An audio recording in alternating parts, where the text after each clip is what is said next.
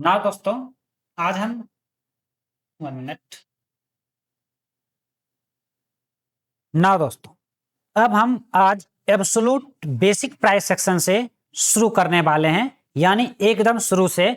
सबसे इसमें हम चर्चा करेंगे सबसे पहले प्राइस सेक्शन क्या है, ओके, और प्राइस सेक्शन के साथ प्राइस कैसे मूव करते हैं। दोस्तों आज हम इस सब विषय पर चर्चा करें, मतलब आज से आपका क्लास चालू है एब्सोल्यूट बेसिक प्राइस सेक्शन से, ओके।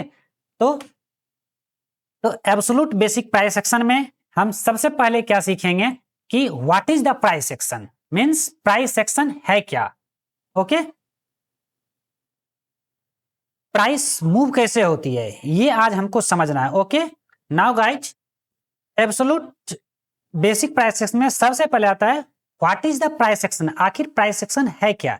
गाइज अगर मैं सिंपल लाइन में बताऊं तो जो प्राइस का मूवमेंट है ना, मतलब जो प्राइस का एक्शन है उसके बेसिक पे अगर हम डिसीजन ले रहे हैं मुझे ये स्टॉक कहां बाय करनी है या कहां सेल करनी है, प्राइस के मूवमेंट के एक्शन के बेसिक पे, मींस प्राइस एक्शन के बेसिक पे हम अपना ट्रेडिंग डिसीजन ले रहे हैं, मतलब हम प्राइस एक्शन यूज कर रहे हैं। प्राइस एक्शन नाम में ही मीनिंग छुपा हुआ है, प्राइस के एक्शन को लेके डिसीजन लेना is price action, right. Now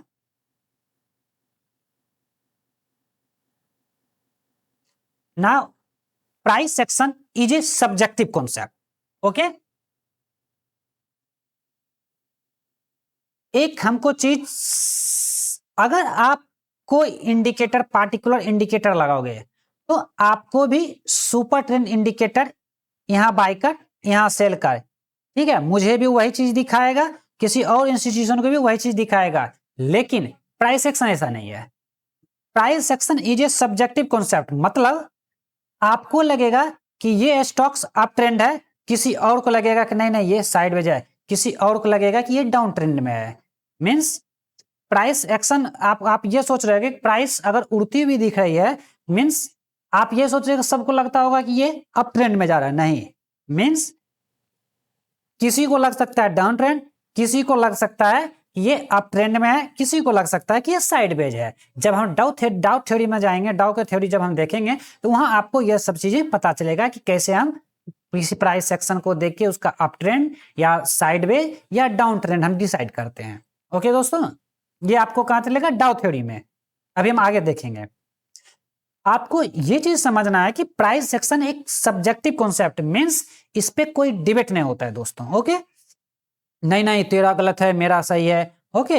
हमको इस कॉन्सेप्ट को इस तरीके से यूज करना ताकि हमको बेटर रिजल्ट मिल सके। तो प्राइस सेक्शन तो आपको यूट्यूब पे बुक्स में, मैं अगर आपको 2-4 बुक्स सजेस्ट कर दूं तो और कह दूं कि नहीं आपका प्राइस सेक्शन आप मस्टरी कर लोगे, दोस्तों ऐसा नहीं है, ओके,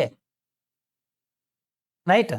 कि ये बुक आप रीड कर लिए और प्राइस सेक्शन सीख गए, लेकिन जिन्होंने प्रैक्टिकली 7-8-10 साल यूज किया है या मैंने जैसे यूज किया है, तो मैं आपको क्या होगा उसका जो जिस्ट या प्रैक्टिकली इंप्लीमेंटेशन जो होगा ना दोस्तों, वो मैं आपको बताऊंगा, जो किसी भी यूट्यूब चैनल या बुक्स में आपको नहीं मिलेगा दोस्तों, क्योंकि ये मेरा अपना प्रैक्टिकल आइडेंटिफिकेशन है, ताकि ये चीज देखा तो प्राइस सेक्शन बहुत अच्छा काम करेगा।